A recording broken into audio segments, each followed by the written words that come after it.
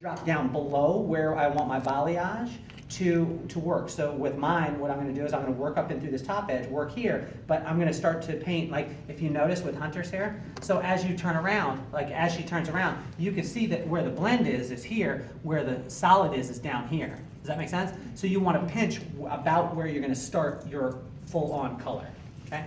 And then what we're going to do, this will be a little bit tougher with this, this particular, like you wouldn't use this consistency, you would use thicker. Okay? So when I lock on, I'm going to bunch together, and then what I'm going to do is I'm going to paint on the outside. Okay?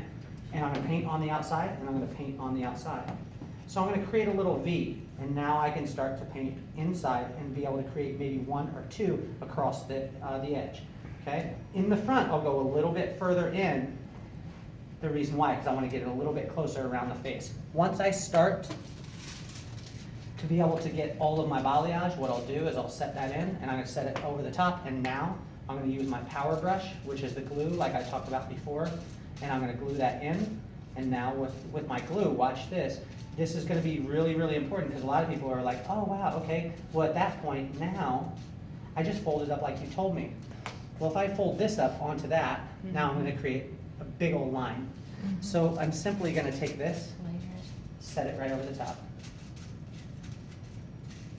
glue it, and now I take my next section. But I've already got a pattern in place where I can take that section and lay it right on top of the foil. So now I don't have to lay anything underneath it anymore. What I'll do is I'll go through here, as opposed to spreading it out like I did before. I'm going to pinch it, and I'm going to paint.